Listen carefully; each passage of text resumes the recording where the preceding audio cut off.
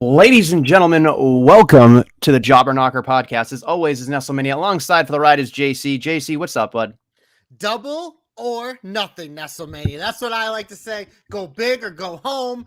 You make that money, baby. They're in Vegas this weekend. And Nestlemania, you know, we're going to get to the shine, the heat, the hope, the comeback, the finish. But, you know, it is a pay-per-view week for AEW. I might not be able to watch it, especially if there's a Game 7 for Celtics and Heat. But I figure, like, why don't we kick off the show with some AEW talk? You know what? I think that's a great idea. I think that's really, wonderful for everybody. I think we should do that. Alrighty, so before we get into actual double or nothing predictions, we do have an episode of Dynamite tonight on Wednesday. So if you're listening to this, we might sound dumb when we pick the wrong people to win. But on Dynamite tonight, there are some stipulations, starting with my favorite thing in AEW right now, and that is the MJF Wardlow Shawn Spears thing. Tonight, Wardlow takes on the Giant Killer, Shawn Spears, inside a steel cage with MJF as referee, and I believe Wardlow has to win this match to get his match on Sunday. So by hook or by crook, how is he going to do it?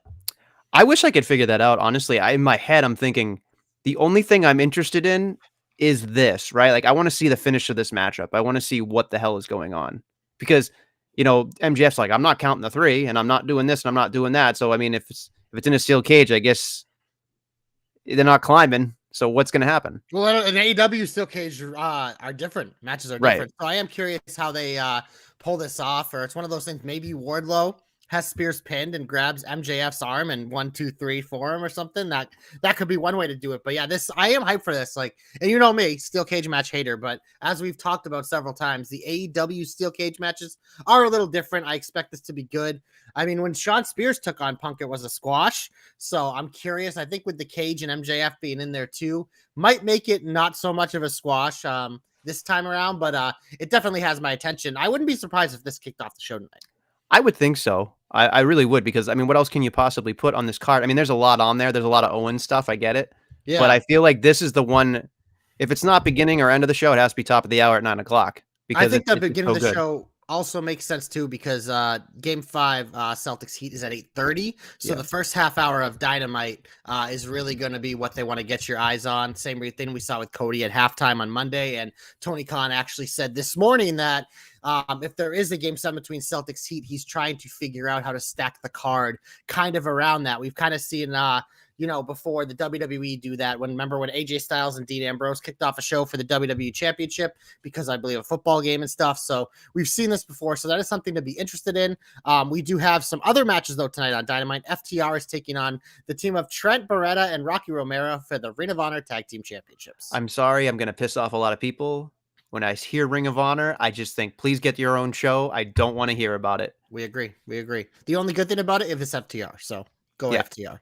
We also have there's a triple threat tag team title match that we'll talk about in a moment. Jungle Boy, Swerve, and Starks will be having a fun little match. I look forward to that, but it doesn't really matter. It's just like an exhibition. But we do have, like you mentioned, 3 matches in the Owen tournament, 2 tonight on Dynamite, 1 Friday on Rampage. We'll start with the men's. Who's going to take on Adam Cole, baby? Will it be Cool Kyle O'Reilly or dun, dun, dun, dun? I know it's not his music anymore, but Samoa Joe.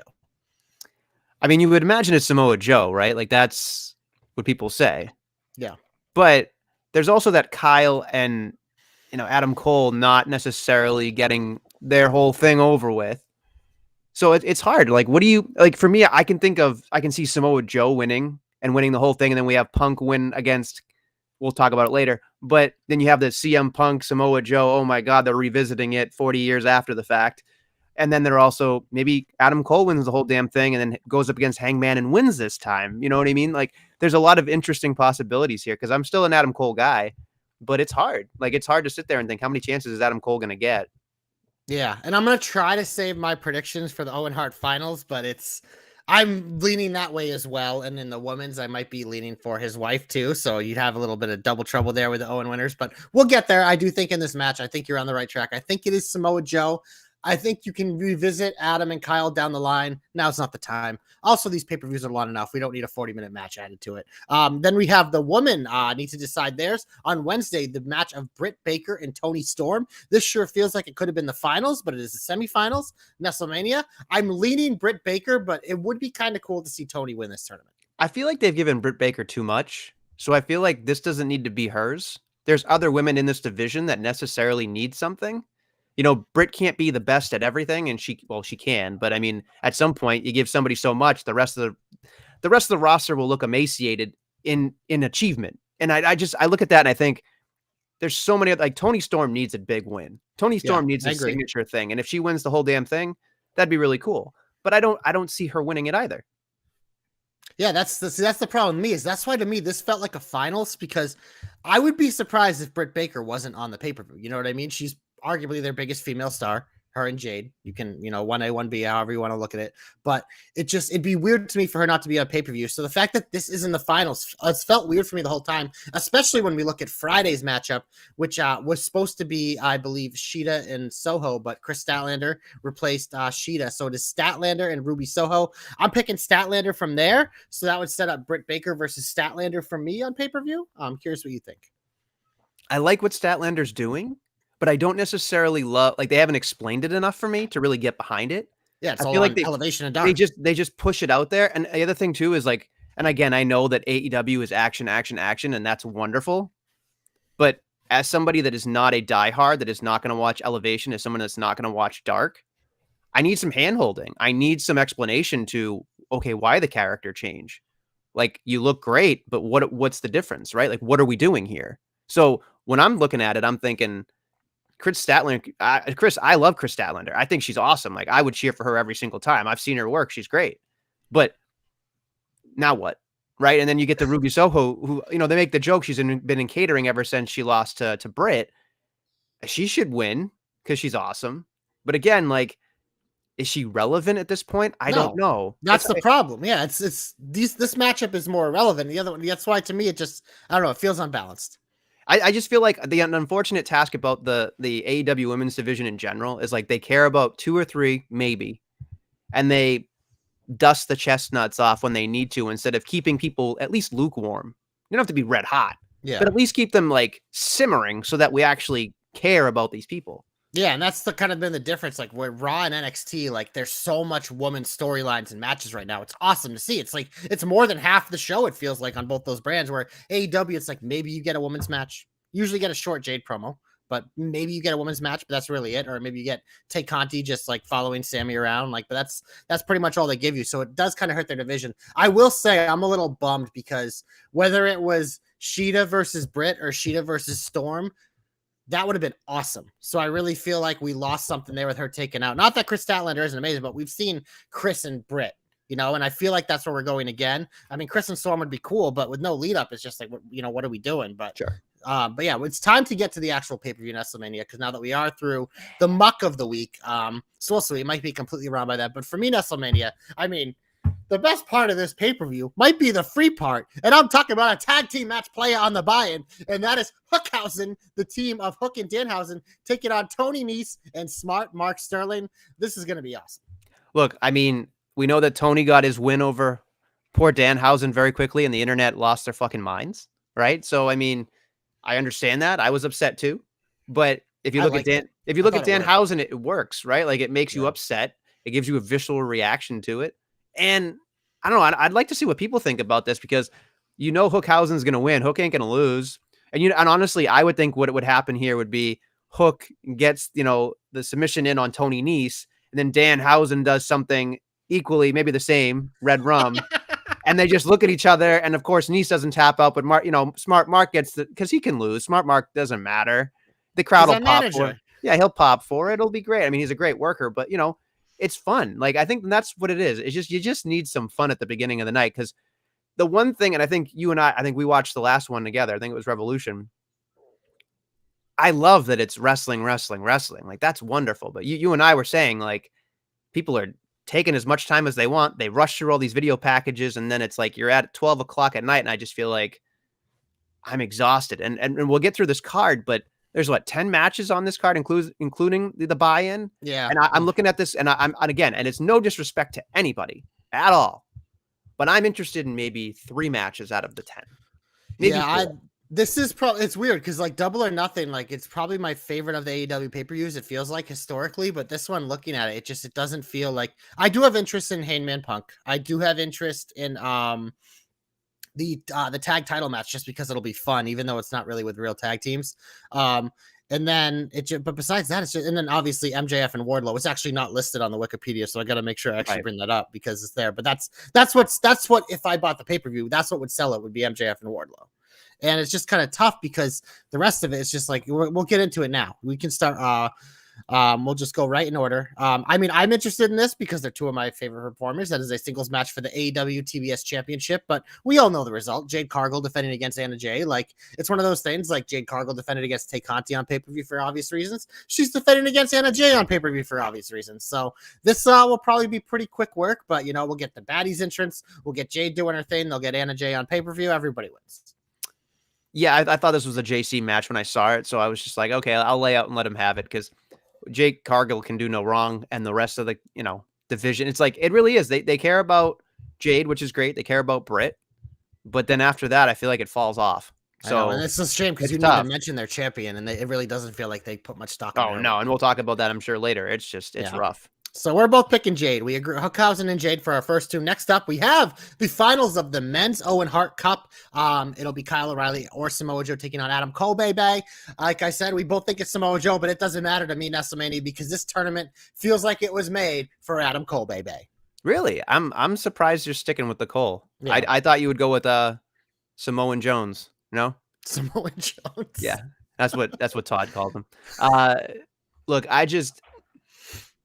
I feel like for some reason Samoa Joe is supposed to win this. I don't know why.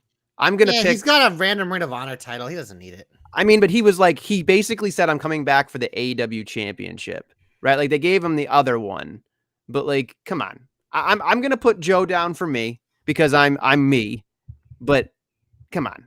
Do you really think that Joe is going to lose? Come on. Yeah, I do. Adam Cole, baby. Oh, I'm gonna be wrong. You know what's easy? Because Samoa Joe's gonna beat Kyle O'Reilly, and then you get those 2 fucking morons, him and Fish Fry, running out and helping Adam Cole like they always do. See, but you did the smart thing. You picked something that's actually in the finals. I could lose.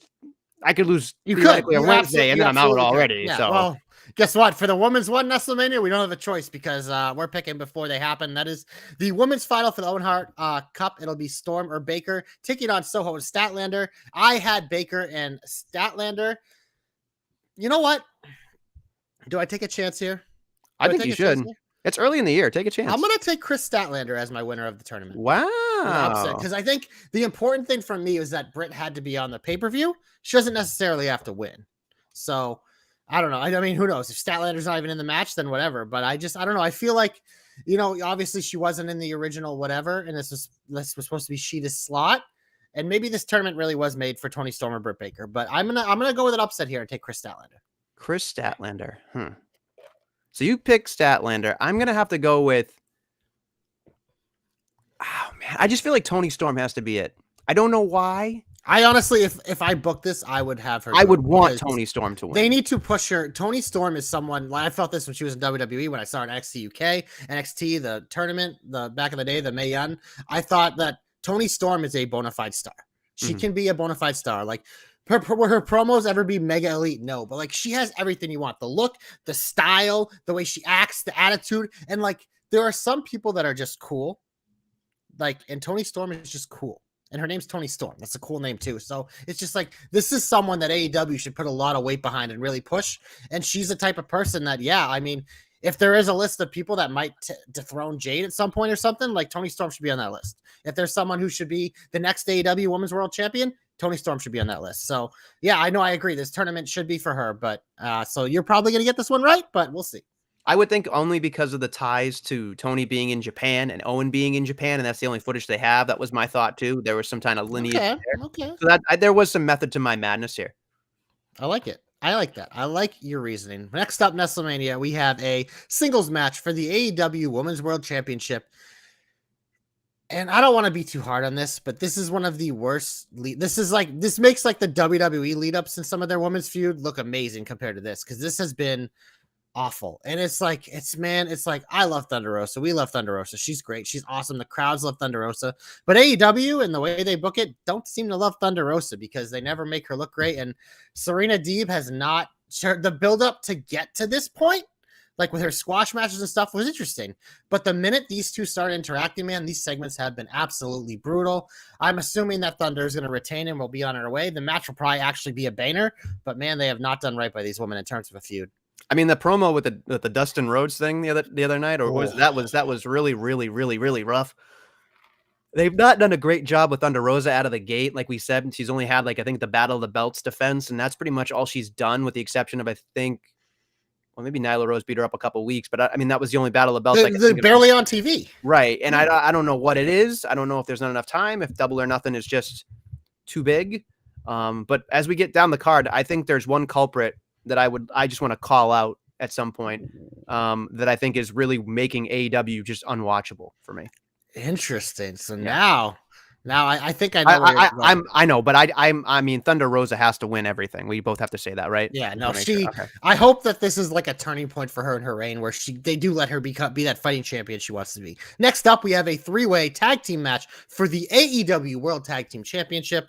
The Jungle Boy and Luchasaurus with Christian Cage defend against Team Taz of Ricky Starks and Powerhouse Hobbs, and Keith Lee and Swerve Strickland. Obviously, like, AEW is known for their tag teams, and we get to yet another pay-per-view where it's like not real tag teams involved for the titles. But I will say, in terms of a match, like, I think Starks and Hobbs works well together. I think Swerve and Lee, just because you have the big and the little, and Luchasaurus and Jungle Boy are the same way. So all three of these teams, you have the three powerhouses, then you have the three flippy dippies. So this match, honestly, could be the show stealer. This could be, in terms of in-ring and excitement, maybe the best match of the night, honestly. So I'm personally excited for it. Obviously, I think Jurassic Express will retain. I think there's a little more work for them to be done. But, this will be a fun pay-per-view and gets a lot of, like, deserving people on the card, at least. The thing that I've thought about a lot right here is it's great to see Jurassic Express as the tag team champions, because I say quotes, because it's not like they're paper champions. But I look at this and I think Team Taz, and then, of course, this makeshift tag team of Keith Lee and Strickland, which, again, have been great. Yeah.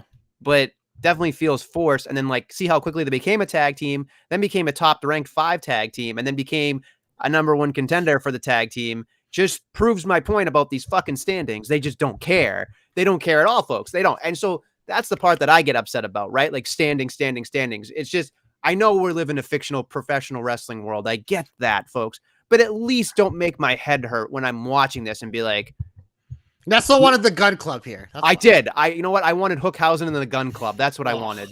Because when that match happens, I'm in. I think Hookhausen. The Scissoring Gun Club now. Yeah, because your boy Max. Yeah, I forgot about Max. And poor Anthony. When he called Billy Gunn Daddy, I fucking lost it. I felt so bad for fucking, what's his name, Anthony Bowens. I hope he gets a speedy recovery with his knee. That dude was doing so great, and yep. I just think he's great, and I think he's as we've talked about, he's definitely the guy in that tag team that works very, very, very. Not that Max doesn't, but Max kind of doesn't. I mean, Bowens is a pure wrestler. Caster brings more of, like, he's the panache extra. He's not a bad wrestler, but compared to Bowens, I think Bowens is fantastic. So here's the thing: I kind of want to go with Team Taz here. Do it, but don't be a coward. I'm just trying to think, like, if they give it to Swerve and Keith Lee, my brain's gonna explode, right? They won't. They also won't take the pin in this match. So here's the other thing too: is this match, to me, screams it should have been a TLC or a ladder match.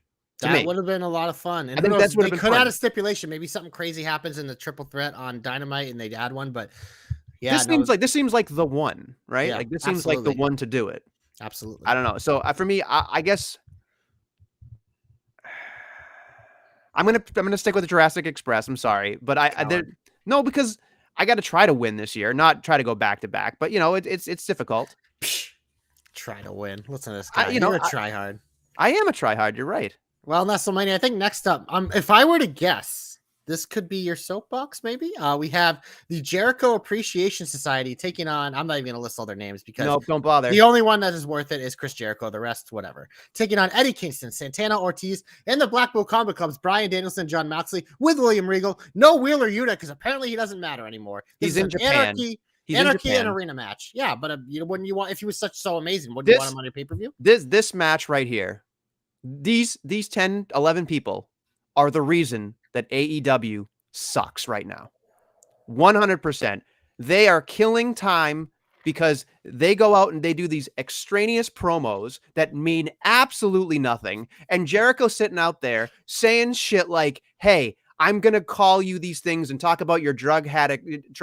I can't even talk. I'm so mad. Drug habits. Like, it's just, I get what he's doing, low-hanging fruit, trying to get heat. I understand that. But when they go over and then Regal goes over and they're both over times, it shows a lack of respect to the people that are trying to get on TV. Like, nobody cares about them going back and forth for that long. Jericho and Regal can sell it in a backstage promo. You don't need 14 people out there trying to all get words in. And then, of course, you're sitting there and it's just like sports entertainment versus pro wrestling. Okay, great. But they've done everybody a disservice the minute they walk into that arena. And I think this match, yeah, it'll be fun. It'll be whatever. It'll be haha. But they made a joke of not doing this, the Stadium Stampede. This is Anarchy in Arena, whatever. But every time I see the Jericho Appreciation Society, I turn it off. Every time I see the Blackpool Combat, I can't. Blackpool Combat Club. Every time I see them, I think that's a snore fest. Personally, I'm with you. I think that it's not for me. It's probably for somebody else. That's fine. But don't give it so much time. Like, don't dedicate this much time to it because honestly, we've seen this song and dance. We saw it with the Inner Circle and we saw it, with the MJF stuff. We saw it. It's the Young Bucks Elite and the other thing. Like, they just do it every year. It's just, they cycle it in and it's just like, it's June. We might as well do this thing. And it's just, it's so rough. And I understand you're going to get people on TV, but do I want to see 2.0 talk? No. Do I want to see Jake Hager talk? No. I love Santana Ortiz, but I don't want to see them talk. I don't want to see Daniel. Well, they didn't get to talk in that promo. Right. They're on screen for 20 minutes and they weren't allowed to talk. At least Eddie Kingston is smart enough to know when something's going bad. Eddie's the best part of this feud. The best part of it. And he knows to stop. He makes chicken salad out of chicken shit. Like, he's amazing. Like, and then literally selling the thing with Bryan Danielson, they don't like each other. And I'm glad they brought it up because that's been my biggest issue with the Blackpool Combat Club. It's just for me, looking at Bryan Danielson and John Moxley, who are two faces of your franchise, and just putting them here and making them like a side piece so you can parade out Regal and be like, oh, I can't believe WWE fired this guy. Oh, wait, he can't even fucking talk. That's probably why they did. He gets paid too much and they were moving on, whatever. Regal's amazing. He's a legend. I love William Regal, but it's just AEW, it's just they go too far with this stuff. And the Jericho, I agree with everything. I don't even need to reference him, whatever. Like you said, they're going to be fun past this match, whatever. But I just I'm over this shit too. I'm assuming the Blackpool Combat, Kingston, Santana Ortiz's will win. But it's just it's an exhausting part of Dynamite, and there's just a lot going on here. There's so much that makes me angry over it, and I just don't want to keep talking about it, but it's just, it blows my mind. We can move on. It blows my mind, please, because it blows my mind. Who are you taking? I'm taking Santana Ortiz in the BBC. All right, next up, we have, another one of your favorite matches, a 6-man tag match, playa. The House of Black finally rested. I don't even think I've seen them wrestle before. Malachi Black, Buddy Matthews, and Brody King taking on Death Triangle, Pac, Penta, and Rey Fenix with Alex Abrahantes. I mean, look, I love Penta and Phoenix. I like a lot of these guys individually. I don't give a fuck about this match, honestly. Will it be cool to watch? And will it probably be 15 minutes of absolute fucking spots and awesomeness? Of course it will. In terms of a winner, it's tough because I feel like the House of Black can't lose. So I guess I'll take House of Black. Wow, I didn't expect you to pick House of Black. Yeah, they don't do much for me, but I mean, in theory, they should win. But I feel like they haven't really gotten their comeuppance yet, especially with beating up Por Fuego. Don't get me started. So I feel like I have to pick the Death Triangle because I have such a soft spot for fucking Penta and I love Penta. And the two of them, I mean, They're I so love awesome. Pac too, but like, there's something about that tag team that I think they have it, and I just every time I see them on my screen, I just get excited for them. So you're probably right that it's going to be House of Black because House of Black needs something, anything. They haven't done anything since they I become a stable, the besides thing try to get Julia Hart. Whoop-de-doo. I can't wait to perpetually roll my eyes when there's 6-man tags titles. Just Oh I yeah, cannot they're wait for coming. that. They're Oh, coming. I know, I Once know, Omega's back, I start the know. Omega countdown clock. Countdown of 6-man tag titles. There's no way you could tell me that means anything to anybody. There's no way there's no way you can show me that there's importance to 6-man tags. Not one. I agree. I agree. Shall we move on? Yes. The Hardys taking on the Young Bucks. You know, we saw this the last time the Hardys were out. I believe it was good. Now Matt Hardy can barely walk, and Jeff Hardy can barely do his moves anymore because he's finally being smarter. Thank God. I don't care. If we're being honest, I mean, I think the Hardys are going to win just because I don't think the Bucks care about wins and losses. They'll probably this will probably be fun because the Young Bucks always deliver. But I don't care. I don't care. I do care about this one. I think this is a good one. Okay. I think Totally. I'm excited because I saw their match in Ring of Honor before they came back to the WWE. I thought that was a really spectacular thing. Clearly, that was like 6 years ago, so everybody's a little bit more banged up. But I think that this is something that they'll always have fun with, and that they lost to FTR, I think, the second time, like just recently. You know what I mean? So I feel like the Young Bucks. I can't remember if the Young Bucks won the first one or not. I would imagine they did. They did because then the Hardys had to leave the next night or whatever. Yeah, I believe so. There's something about it that once I'm going to pick the Young Bucks. I don't know why, Ooh. but I just think the Young Bucks, they need something here, right? Like the Hardys to me are like, not to be, joking here. They're bulletproof in a lot of ways because they're the Hardys. They're like at that HBK level of like, it doesn't matter if you win or lose. You come up the next night, you do the jive. But I would say the Young Bucks are kind of in the same category. That's why, I think you can make that case on either side.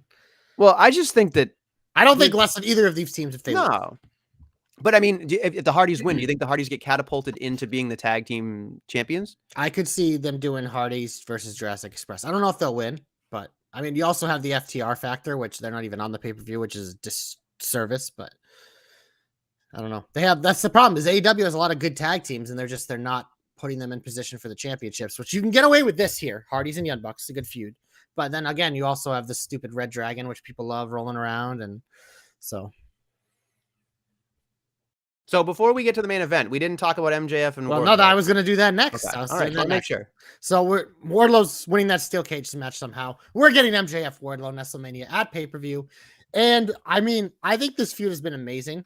I don't think it really needs to go on beyond this pay-per-view. So I feel like a definitive win for Wardlow is how you do it. And you have him break away. If you think this is going to extend, then maybe MJF cheats and he wins and they run it back.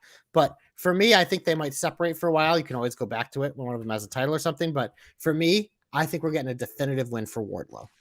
I think you need a definitive win here, and you need Wardlow to go after that TNT championship because he's not ready for the prime time of the AEW champion. But I think that he's proven himself that he can do the facial expressions. He looks like money. It's like the Jade comment. You look like money, smell like money, it's money. You act like money, it's money. So I'm in on Wardlow, the Goldberg presentation, the whole, kit and caboodle. But I feel like they have to keep not putting the brake on, but just they got to do something here to me, like give him another obstacle again after MJF.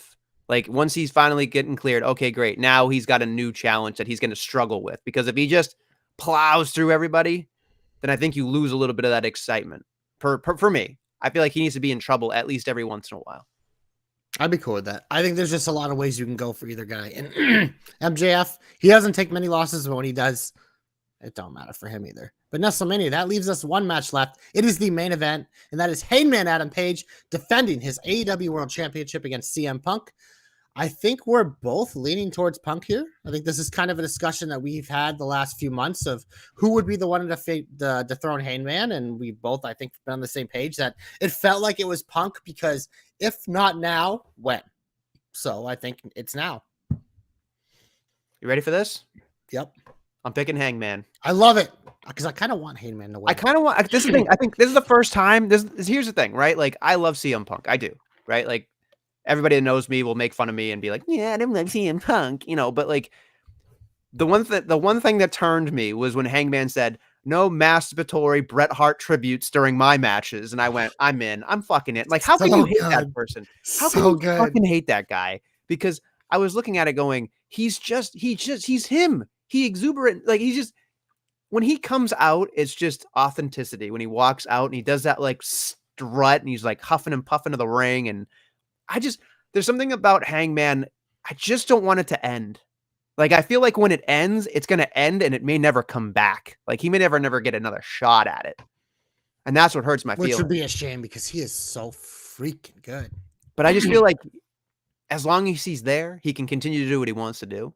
Yeah. But after that, then you get to this Jon Moxley, Bryan Danielson. You get to the Jerichos of like, I still have to be on TV and take up all of your time, but I'm not really contributing. And to me, you're not really contributing in a fashion that's believable or helpful to anybody else but yourself.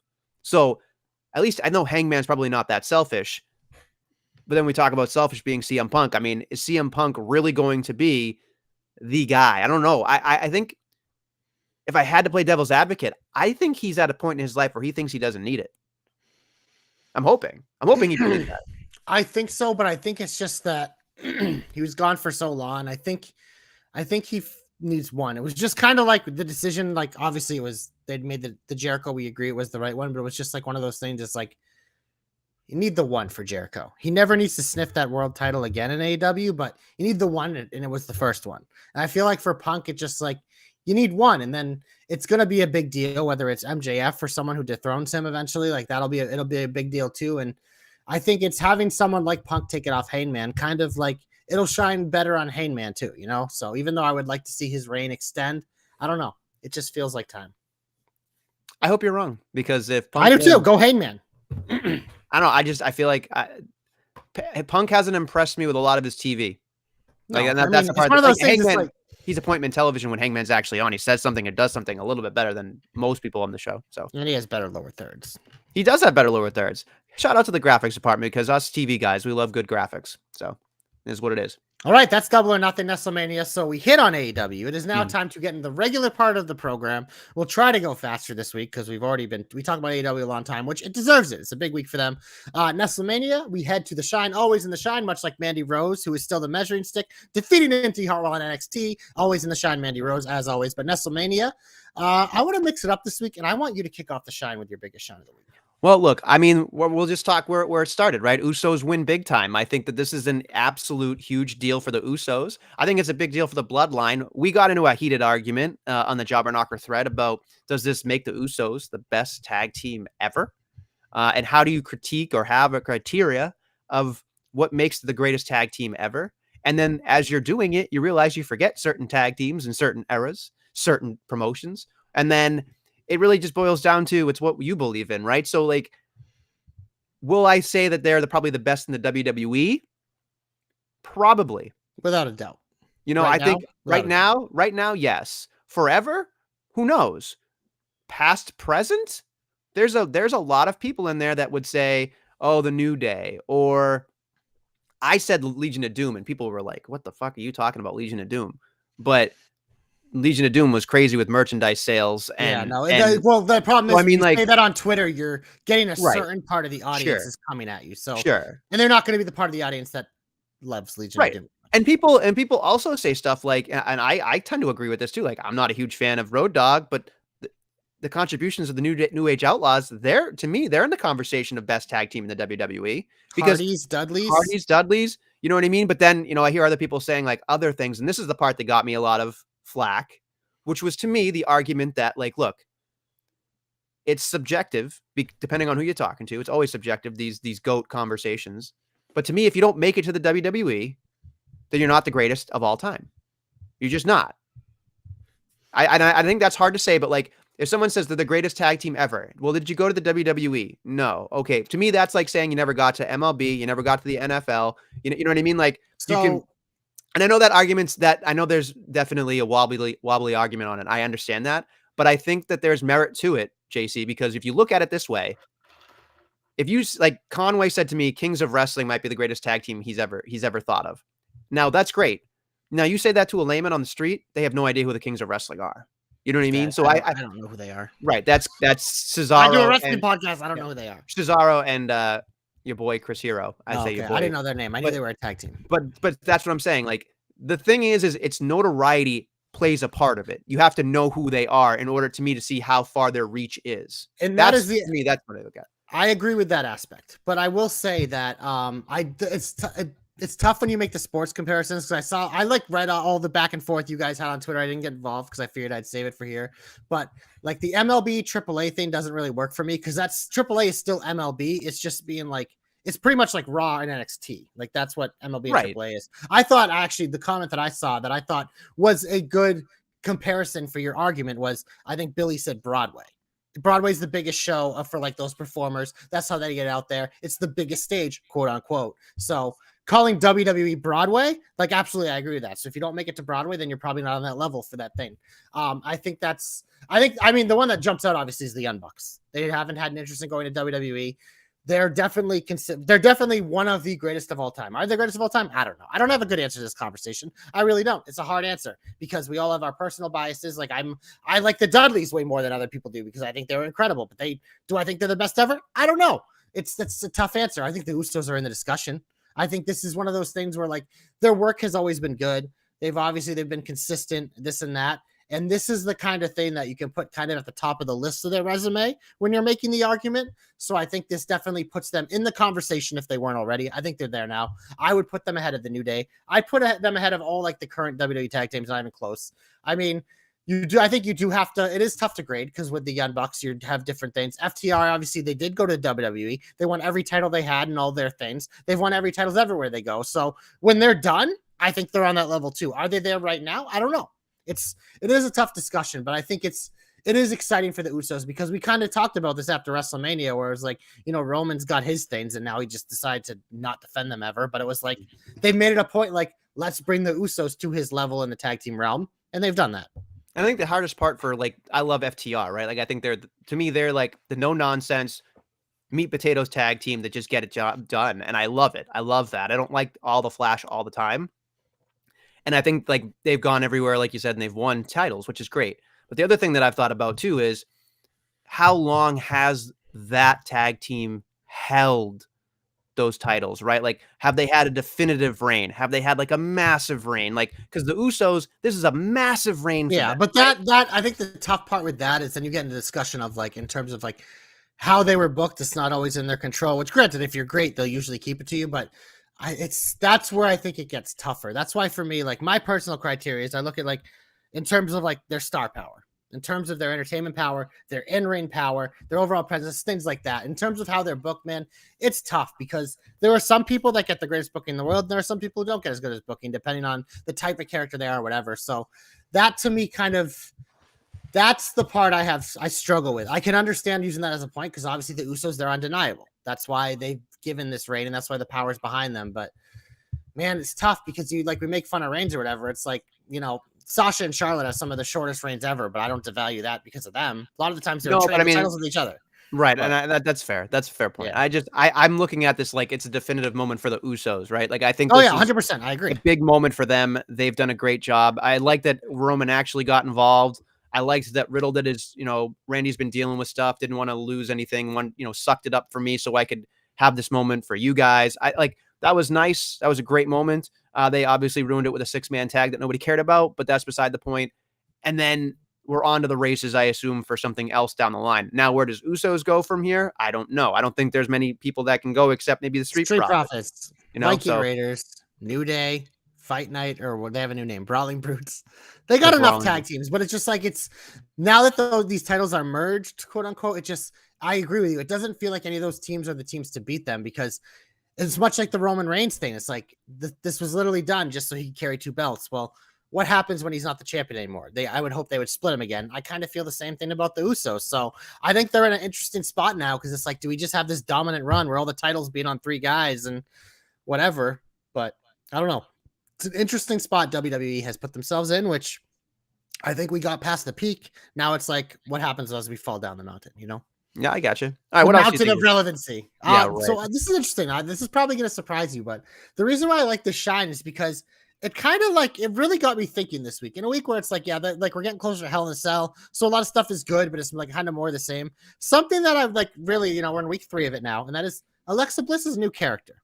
I'm watching it in Nestlemania, and I'm just trying to figure it out because she gives like these little tidbits, whether she's talking or the way she acts, of like all of her former different characters. I'm just like, what is going on here? And like all this and that. And all I could think of the whole time watching this is like, I need to talk to Nestle. I need the detective hat on. I need it. And I know I'm putting you on a spot, but for me, like watching this, I was so interested in it. And that to me, like that makes something shine when I'm so intrigued by it. And yeah, she beat her former partner, Nikki, and she did like the weird handshake and Nikki was all confused. Like there's just all these little breadcrumbs they're leaving everywhere, but she's just coming out smiling. She's happy. She still has the doll, like this and that. It's just, I know there's something more to this, and I want to unpack it because like it's intriguing to me right now. She's definitely on the road to doing something fun.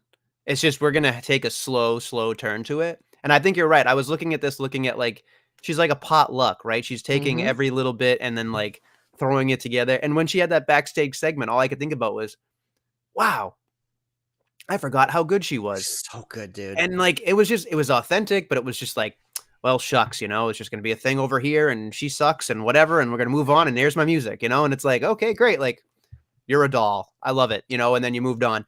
And it's hard for me because I feel like what I've noticed is they're steering away from the Lily thing as far as they can until what I think is going to end up happening is she's going to encounter something here where it goes very badly. Like a trigger. Yeah. And I think what I'm looking for here is that Alexa Bliss is going to act all happy and act all in control until she can't because something's out of her hands. And I think that's when the Lily thing takes over. And I think what they're going to end up doing here, at least if it was me, and I think this is the best part that you can do for Alexa Bliss, is what does this character, like, there's like, let's say there's 3 to 5 different versions of Alexa Bliss, right? Now you can look at it like she's even more of a plug and play character because this version of Alexa fits with that person. Then she's going up against a Haas, then it's maybe the crazy one, and it's like you can find a way to take different parts of her and be like, great, okay, she's going up against Shayna Baszler. We'll just put the bitch Alexa Bliss over here. So I think that's what's going to be the most fun thing here is that you're going to get a little bit of everything. And I think once that Lily thing happens, we're going to see like a multiple personality, don't know who she is. Like I would love to see her wear like 3 different versions of like makeup or like something like just something where like the clothing like a 3-face. Yeah, at least just something weird. You know what I mean? Like that she's clearly within like freaking out or like can't deal with it or multiple personality disorder or something. I think that because I think she's strong enough character wise that we would buy it, which I don't think a lot of people can do. And I think that she doesn't necessarily need to be a champion. And I think that this is how you keep her interesting because the crowd still wants to cheer for her. But she's also can be a sympathetic figure if you know that she's going through something. And she can also be a bitch too. So I think it's great because whatever this is, as fresh as it is, I'm not necessarily in love with the theme, and I've gotten a lot of heat for that, and that's fine. Yeah, she likes it. Whatever. I'll get used to it. Whatever. It's interesting to me to see where this goes because I think this is definitely if the Fiend was supposed to continue, I feel like this is where it would have been going. A little less creepy, just more like, oh, I wear a mask when I have to. I'm a show, I'm a show host when I have to be, like I'm a swamp thing when I need to be, it's just like, I think that's kind of like The Undertaker never did that, right? Like it would have been awesome to be like, you don't know what version of The Undertaker you're getting. That to me would have been cool. But with Alexa Bliss, I think that's a cool little extra. Like, how like you were excited when you see the demon, Yeah. Not that you're going to get excited about Lily, but I think that you're going to get it. But there could be other things that would make you excited about seeing different versions of Alexa Bliss. And I think that's where they're headed. Okay. Interesting. I think it's intriguing and I think it's something to watch. Something else, Nestlemania, that I think is intriguing and something to watch. And that is just like, I mean, this promo was way too long, but the Judgment Day presentation, man, I just think it's top notch. I think this feud is honestly a lot of fun because for this, in terms of this feud, like like obviously Finn wasn't there this week because he's got that Randy Orton AJ schedule where they get time off whenever they want. But AJ and Liv are just like they're two of like the cooler baby faces that we just like. Finn falls in that category too, and it's just like I don't know. It's just they're perfect like opponents for this Judgment Day as they build and as we get to like kind of like understand their message and get them heat because you're facing some of the most fan favorite superstars on Raw. So it's just kind of building it. I think we still have the intrigue of them adding a fourth number. I thought the mixed tag match this week was something fresh and different. I did like that Edge got involved by helping Rhea beat Liv because it just makes sense. But I just right now, man, I'm just enjoying it. Or like when Liv and AJ too sweet in the ring, I'm popping like the crowd is. It's just fun for something that like you could be looking at as a little random, but I think it's the perfect mix right now of something on Raw where they got a ton of time this week. And like I said, promo was a little long and boring, but overall it's like I'm glad that they're allowing like all these 6 in terms of this week, only 5, just kind of shine and do their things as we like kind of get comfortable with this new like look and attitude. Fair. That's fair.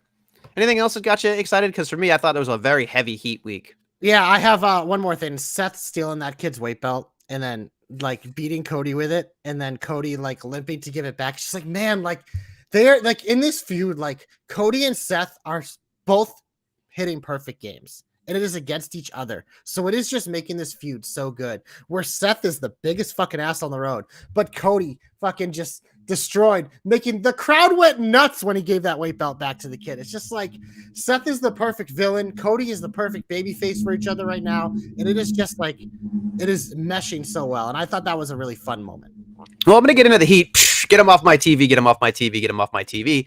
Here's something I want to point out very quickly, folks.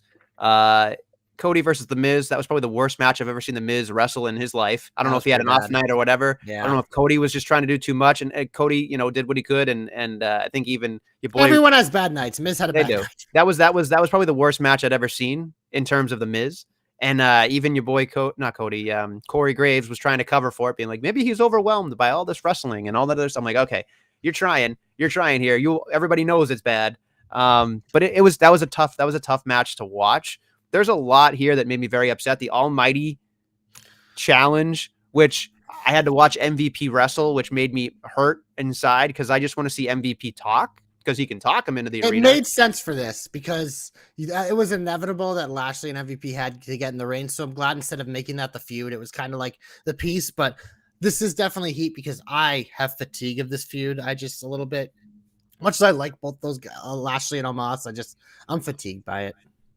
I'm nervous that the actual thing will be a handicap match after all this. Like that's what I'm like sitting here going, they're gonna make it a handicap match. That way when Lashley loses, it doesn't really matter again. And it's just like protection over anything else to me is just it's hard because it's like, why are we doing this? Like, well, I was thinking, and obviously they have Money in the Bank next, so they could put them there, but I was like, as much fatigue as I have with this feud, when it ends, who do Lashley and Omos fight next?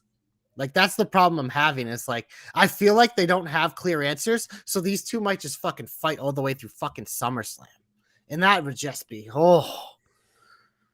it's already over in my head. I don't want to do any more. Yeah, I just don't know where they go. Like they may, if Roman was defending the title, Lashley is the perfect opponent because he's a big baby face right now. But it's just like Roman's just not defending titles. So it's like, we're stuck with this shit. It's tough. It's definitely very tough. I mean, there's a lot. I don't know. The other thing that I'm switching gears, something that I would complain about very quickly is that Becky Lynch beats Asuka after Asuka returns and beats her the week before. Shoehorn Becky, the new Charlotte. Put her right in there. And it's just like, again, it was a decent match, but then it's just like, I think the ending is what really threw me off with like the slide in dive didn't move and then the roll up win. It was just kind of an odd, it was an awkward roll up. It was an awkward thing. And like, it just seemed like it was dead. It was just dead. And it was just like, okay, good night, everybody. Copyright. And yeah, and it's hard. It's really, really hard because you don't necessarily know. You don't know at all. That match is probably going to be awesome at Hell in a Cell because these three women are great. But we had a feeling last week. I think we kind of talked about it that somehow Becky was going to get added to this. And I don't know. I didn't. This segment kind of fell flat for me too. It's tough. I mean, there's a lot on here that just like made me very, very angry the whole week. But like Jerry Lawler, get him off my TV, Nestlemania. Jerry Lawler and here's the thing, and I think I tweeted this out, but here's the thing with Jerry Lawler. The guy takes bumps every weekend. He couldn't take a bump or get into a submission for Veer. Yeah, let Veer kill him. Veer kills everyone. Yeah, like they're actually concerned for Jerry Lawler. Come on, they're not. They're gonna. Jerry Lawler's fine. He's probably in better physical health than half the roster. That guy's like bulletproof. He's awesome. But like, it felt weird. And then have the Mysterios come out. I went, that was like a lead balloon. It's hard because Veer was doing such a great job. I know they came back. I know he didn't necessarily fall when they both got, whoop, whoop, 619 and whatever. And I appreciate it. But the other thing that really bothered me, JC, I don't know what it was. I don't know if Jerry Lawler's tall or if Veer is smaller than advertised. He didn't look like a big man with Jerry Lawler. He looked like an average human, which I did not like. Yeah, I mean, Jerry's definitely big, but yeah, no, he in terms of like them, and I think this is probably one of the reasons why Guthrie has an issue with it. In terms of an unbeatable monster, like you put him next to Lashley or Omos, he's going to get dwarfed too. So he has that larger than life persona, but it helps when you're facing the Mysterios and random jobbers that are our size. It makes me feel like there is a glass ceiling for the poor bastard. Oh, there 100% is. The handsome bastard. 100% is. He's going to be back in a tag team within a year and a half, 2 years. When Sangha gets called back up, they'll stick him back together, or they'll stick him with Jinder and Shanky again, like they started to. Okay, that's fair. I didn't know how excited you were about Sangha, but he did a great job the other night. So I mean, anybody they put with Grayson Waller has my attention, and yeah, I thought that match on NXT actually was a lot of fun. Wesley's perfect to wrestle. He's like NXT's version of Ricochet. Put him with all the giants, let him get thrown around. But I will say this, if we talk about that quickly, it seems completely random, Wesley and Sangha as a tag team, but I'm kind of here for it. I think it could be a fun pairing. Sangha has a lot of endearing qualities about him. I don't know what it is, but it's just like maybe it's the handlebar mustache. He looks good. I don't know. Suit. I think it's he has sympathetic eyes. Like you look at him and he's got these puppy dog eyes. Like you actually feel for the guy.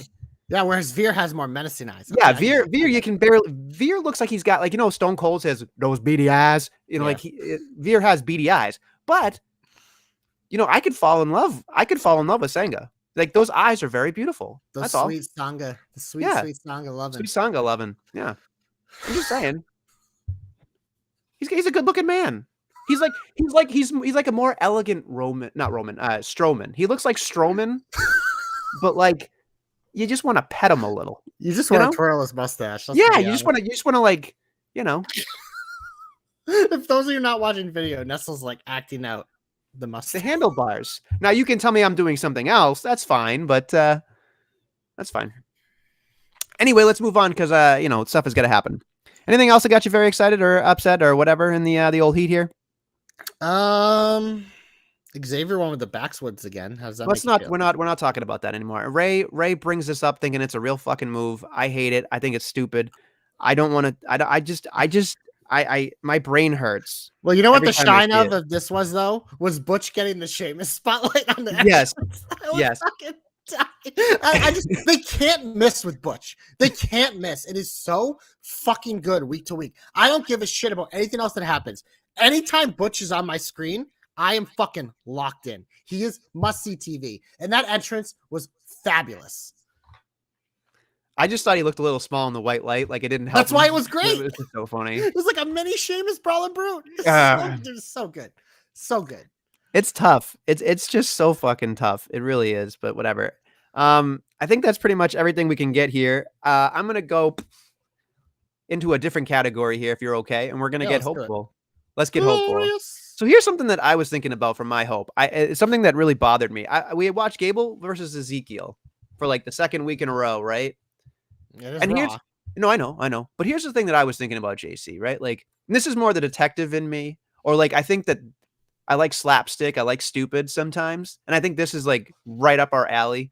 But I was watching this match and I thought, you know what's missing from this match? Them trying to like hold him down and get a DNA sample in the middle of the match. Like, I think that's where I want to go. I want them to like create a cart. Like if we have to watch this shit, like make it so that they're trying to get a DNA sample of him. Like whether they're trying to pluck his hair, they're trying to get a spit cup, or they're like trying to get a fingerprint or whatever in the middle of the match. Like give me some more entertainment value of it, because Kevin Owens running in after a roll up and pointing and being like, I'm going to see you at Hell in a Cell doesn't necessarily get me excited for it, because there's no progression in it here. And I'm wondering how much longer we can possibly go, because Kevin Owens can do whatever. Gable and Otis can do whatever. But Ezekiel / Elias here, whatever he does after this is going to be crucial, right? Bingo. And I'm looking at this and I'm thinking, there's not a lot of people on the roster, with the exception of The Miz, that I feel like can actually go with this. Miz That and can Theory. continue. And I think Theory's there, but I don't think Theory is necessarily as He's important. not the Miz KO level, 100%. But I Right. think And in terms of a feud, he can make it work. I think here's what I want. I want The Miz to continue doing his normal Miz things, but I think having The Miz help along this Ezekiel problem would be really beneficial going forward, because I feel like the shelf life of Ezekiel will not last if we're done with KO, and then it just dies because there's nobody that can handle it. And I think The Miz has to be the next person. Absolutely has to be the next person. Whether he has connections, whether he's trying to defraud him, whatever it is, find a way to do it, because I think that The Miz could find a lot of entertaining aspects of this character that haven't been massaged out by the Gables, the Otises, and especially the KOs. Not that they're bad at it, but I think The Miz's character lends a different kind of ha-ha to it. So that's my hope there. Interesting. Yeah, no, I definitely agree. I think because the Ezekiel thing, to me, the reason why it's so good is because of KO and Gable and Otis. So what happens next? Because as you know, Elias soured on us a little bit by the end. So that is interesting. My hope Nestlemania is about the New Day having a mystery partner. It obviously won't be Big E as they take on the Brawling Brutes on Friday. So I was thinking, I was like, man, who could this be? I'm like going through the roster. I'm just like, no one's jumping out. So I'm like, you know what? Xavier on another platform had a little tease about something. One of his very good friends used to work with WWE. One of my favorite all-time wrestlers in Slovenia. Xavier Woods said Prince Pretty is back. So my hope as the third member for the New Day on Friday is Tyler Breeze, baby. No, you know what else would be great? Tyler Breeze versus Butch. Oh, wrestling. Give it to me. So you know what? That's my hope, short and simple. I want Tyler Breeze to be the mystery opponent because I couldn't think of any other better answer. You know, it ain't going to be the Big O. The Big O is doing something else. So it's just, there's no logical sense. So I'm like, you know, you kind of get off the board. There's these other teases going on. Tyler Breeze isn't working anywhere else. So why wouldn't WWE bring him back? Guy's a stud. Come on. So hashtag JC knows. Hashtag JC's hopes come true. Look at that, Nestlemania. We both had mid-card hopes this week.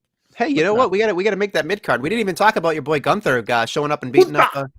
Gunther he's eyeing that IC championships, by the way. I told you, man. It makes too much sense. He's gonna hold that thing. I thought you were gonna take a victory lap this week. Our boy West thought so as well. I don't have to take a victory lap. Maybe the results speak for themselves, baby. Maybe you should take a real Bo Dallas victory lap when Gunther wins. I will. Yes, he touched my butt. I just imagine you running around your tighty whities with your like Intercontinental Championship, being like, I won. Everything but the tighty whities. I can't wear those. I need it loose down there. You know? All right. Anyway, let's not talk about breathability. Well, Nestlemania. You know what else makes people uncomfortable? Is close talkers. So my comeback this week goes to Max Dupree, who closely talked to Adam Pearce in his promo this week. This is very uncomfortable, so I'm going to lean back now. You also sound awful when you did it, so. Yeah, because I'm like away from the mic and talking into like the camera. But yeah, no, I'm giving it to Max Dupree, formerly LA Knight, formerly Eli Drake, because we kind of got a tease of this, you know, in like some dark matches where, you know, he was taking out one of his clients' face. As Mansoor's also been one of his clients in the dark matches, so we'll see what they are. But we thought we were getting Night Model Management. Instead, we got Max Dupree's something. I thought it was Maximum Model Male. Maximum Model Management. That's what it was. I couldn't come with it, but I loved this promo because Max Dupree is so fucking good. So good. And Pierce is someone in the back where he has like those like, oh, the dumb, like I'm a GM facial expressions. So the characters can just bounce off him and like do their thing. But the close talking just sold it for me so much because what did Max Dupree have to do here in this promo? He had to come off as a douchebag that you're supposed to hate, who is like a skeezy, slimy son of a bitch. And that's how he came off. He came off as a huge douchebag. And that's what you wanted out of this. You already set up the little bit of friction with Pierce by mentioning the Sonya thing. It just like, this is going to be great. He's going to get out in front of crowds. He's going to get to run his mouth and do his thing. This is going to be gold, man. So Max Dupree, you get my comeback because I'm excited for it. Wow. All right. My comeback this week goes to somebody that I wasn't necessarily impressed with. And then I started watching NXT last night and I went, hey, they deserve a little bit of praise. I'm going to give it to Roxy because honestly, I went and thought about it and I thought, well, first off, Nikita Lyons, whether she has a real injury or not, we can talk about that or whatever.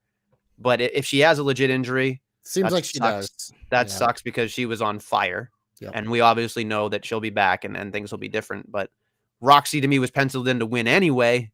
But then they had this weird thing where they had your girl Tiffany Stratton come in and beat Fallon, and it seemed like a no-brainer. Yeah. But then, Wade's sitting there talking about that. But all I could think about was Roxy needs to win this because Roxy did a great job backstage making me feel like I had to watch a goddamn Cora Jade interview. But I was sitting there going, I don't hate Roxy. Like I thought it was like transmitted over to both of them, like they were just annoying sisters or something. But it's not the case. It's just a Cora Jade thing. So when Roxy was doing her business in the ring and I saw the way that she presented herself, I felt like there's a little Deonna Purrazzo in here. There's a little bit of AJ Lee. There's a little bit of other things. So when I was watching her wrestle, clearly she's better than probably 75% of the women right now. 100%. She's going to be probably 100% better by the time she gets to the main roster. So I wanted to put respect on that name because I think that is important.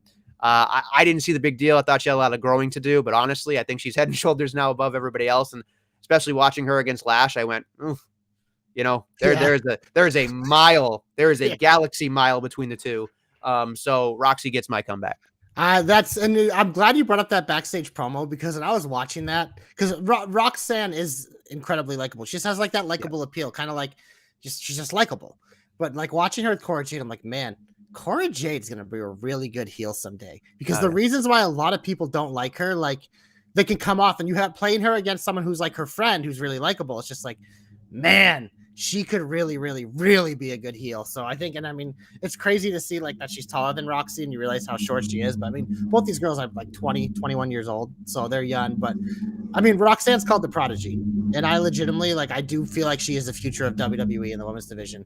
She's obviously only 20. So we could be talking about her for the next 20 to 30 years. But every time I see her, I'm more impressed. I think she's fluid. I think she fits. And yeah, I think her and Stratton next week, I'm pumped for that because you talk about someone else who I think is a prodigy. Tiffany Stratton's been wrestling like less than a year, and she brought her athleticism, which we see. But sometimes when you get these athletes in the ring, it takes a while to translate. She's picked it up so fast, man. Like these two, like this could be something. This could be like the birth of like a rivalry for the next like decade, 2 decades, like in terms of like star power, like Roxanne and Tiffany Stratton. I think the sky's the limit for both of them. I think the hardest part for me about Stratton, and again, this is just me being me, her finish, she looked like she dislocated poor Fallon's shoulder with that spin, whatever she does in the corner. My thought would be just know how to handle it, know how to land it so you don't break everybody's collarbones every time you do it, because then you get the nobody wants to work with you kind of feeling. But that's just me. Other than that, she did a great job. But again, I just want people to be safe. That's really what it comes down to for me. Nestle wants everyone in a bubble. No high spots. That wasn't a high spot. That was a 3/4 credenza. Flippy dippy flapjack. She didn't rotate properly. Yeah, well, sometimes you have trouble throwing it in rotation. But Nestlemania, not much to talk about here in the finish because, we'll preview next week's NXT on next week's show. And I didn't write it down, so that's part of the reason. We already talked about SmackDown having whatever. On Raw, Lacey Evans returns to action. Will she be a heel or a babyface? I think that she will come out as a baby and have something happen where she has to be a heel. Thank you. That's what I want. Cool. We're on the same page. I would hope, right? Like if she doesn't, what happens? Are you upset if she's a babyface? No, but I just think like she just the way they've been doing it, it makes so much sense that we're getting like the bait and switch here. I mean, she had it sucks that she bared her soul for those 7 or 8 promos, and then she has to come back. I think that makes her even better of a heel though. Okay. All right. Because like she overcame it, and I think it's one of those things like we start like we really like come to her side, and like whether like you feel bad for her or whatever, or you're just empowered by her, to have her flip it on you and just be like, no, fuck you. It's just like that hurts even more. Okay. And I mean, her and Bianca as a feud, like that's the money. That's I think where they go next. Like that's a money feud. I think Lacey's a top heel when she's healthy and not having babies. Like I think she is a top heel in the company. Okay. All right. Got it. Anything else? That's all I got, baby. That's all right. That's all we need, I guess, at this point. So we've talked enough. We hope you enjoy Double or Nothing this weekend if you can watch it. And we'll be back next week with some more Jobber Knockery. This is war. Maybe we'll get to hear that again soon.